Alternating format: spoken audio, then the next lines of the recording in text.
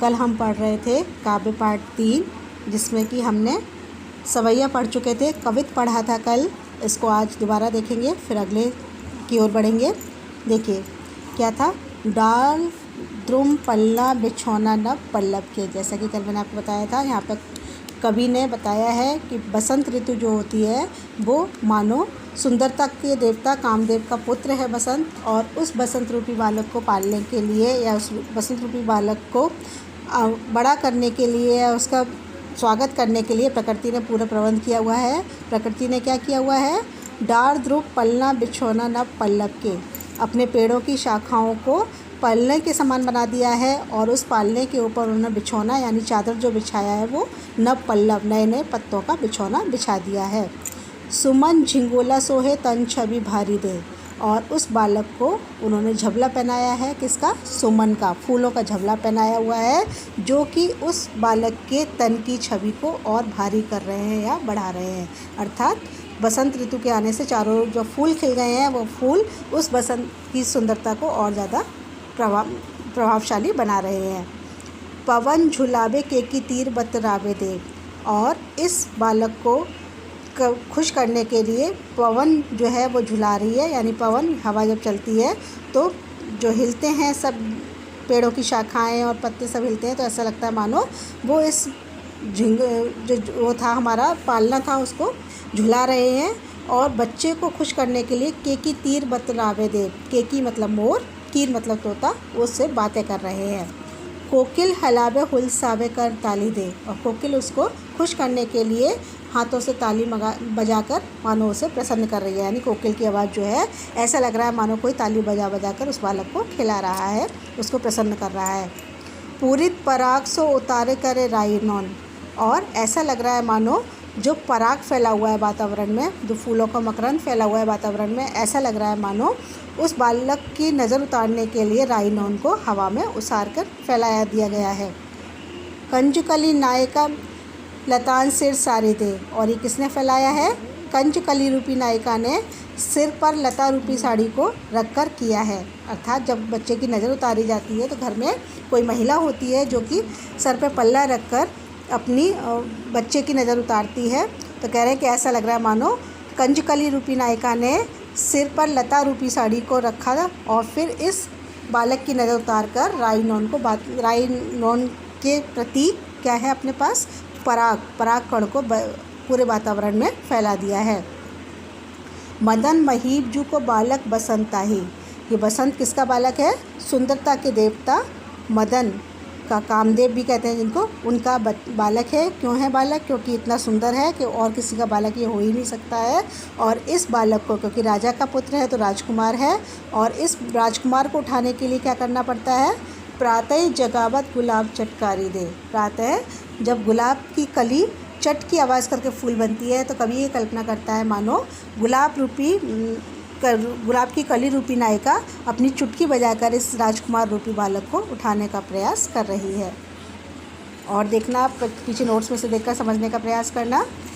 अब देखिए अगला कविता है, फटिक सिलानी सु सुधार्यो सुधा मंदिर। कवि ने पूर्णिमा की रात यानी जब पूरी चांदनी रात होती है उस समय की जो आसमान की सुंदरता होती है उसके आभा का वर्णन करने के लिए, सुंदरता का वर्णन करने के लिए कवि ने यहाँ पर नए नए उपमानों का प्रयोग किया है। क्या कह रहे हैं कवि, फटिक सिलानी सो सुधार्यो सुधा मंदिर। फटिक यानी स्फटिक एक तरह का पत्थर होता है जो कि सफ़ेद रंग का होता है। तो कह रहे हैं ऐसा लग रहा है मानो स्फटिक शिलाओं का, शिला यानी पत्थर, स्फटिक शिलाओं का कोई सुधा मंदिर, सुधा यानी वैसे सुधा बना अमृत होता है, और जो कहीं भी शुद्धता की बात आती है या किसी चीज़ में पवित्रता की बात आती है तो हम सुधा का शब्द का प्रयोग करते हैं। तो ऐसा लग रहा है मानो स्फटिक शिलाओं का एक पवित्र मंदिर जो है वो आसमान में बना हुआ है। क्यों मंदिर क्या चीज़ लग रही है, जो चांदनी फैली हुई है चांदनी रात के कारण जो चांदनी आकाश में दिखाई दे रही है वो ऐसा लग रहा है मानो स्फटिक शिलाओं का कोई मंदिर बना हुआ है। उदधि दधि कोसो अधिकाय उमंगे अमंद, और ऐसा लग रहा है मानो उदधी मतलब सागर, दधी मतलब दही, दही का कोई सागर है। जो चांदनी है वो उमड़ रही है, तो चांदनी ऐसे लग रही है मानो कोई दही का समुद्र है जिसमें कि बहुत ज़्यादा उमंगें उठ रही हैं। अमन मतलब बिना मंद हुए खूब तेज़ गति से बहुत सारी उमंगें उठ रही हैं। जिस तरह से समुद्र में जब जल उमड़ता है तो वही जो इस समय चित्र है वो आकाश में दिखाई दे रहा है। ऐसा लग रहा है मानो उदधी मतलब सागर, दधी मतलब दही, दही का कोई सागर है जिसमें कि उमंगें उठ रही हैं, बार बार नई नई हिलोर आ रही हैं। बाहर ते भीतर लो भीति ना दिखाए दे। और कह रहे हैं कि हर मंदिर की विशेषता होती है कि उसमें दीवारें होती हैं, लेकिन इस मंदिर की विशेषता क्या है कि इसमें बाहर से भीतर तक यानी पूरा मंदिर जो है वो पारदर्शी है, स्फटिक शिलाओं का है इसलिए पारदर्शी है। तो इसमें बाहर से अंदर तक कोई भी दीवार नहीं दिखाई दे रही है। दूध को सो फैन मिलियो आंगन फरस बरी।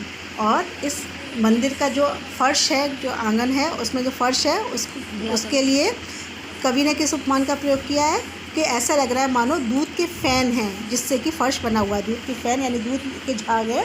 दूध जब ताज़ा दूध को आप ऊपर से नीचे डालो तो उसमें झाग से आ जाते हैं, तो वो झाग है जो कि इस आंगन के फ़र्श को बना रहे हैं। तारा सी तरनता में थाड़ी झिलमिलाती होए। और तारे जो हैं वो ऐसे लग रहे हैं मानो तरनी खड़ी हैं। तरनी मतलब युवतियाँ खड़ी हुई हैं जो कि झिलमिलाते हुए जिन्होंने कपड़े पहने हुए हैं। तो कवि कह रहे हैं कि जो तारे दिखाई दे रहे हैं मतलब चांदनी तो पूरी छिटकी हुई है, और उन चांदनी में जो तारे दिखाई दे रहे हैं वो ऐसे लग रहा है मानो जगह जगह युवतियाँ खड़ी हुई हैं जिनके वस्त्र झिलमिला रहे हैं। मोतिन की ज्योति मिलियो मलिका को मकरंद। और ऐसे चमक रहे हैं तारे, उनकी मतलब मोती के समान चमक रहे हैं तारे।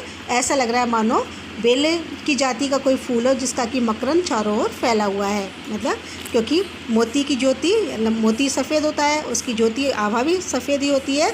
तो किस चीज़ से उपमा की है, ऐसा लग रहा है मानो बेले के जाति, मलिका एक फूल होता है जो कि बेले की जाति का होता है, और मकरंद मतलब परागकण।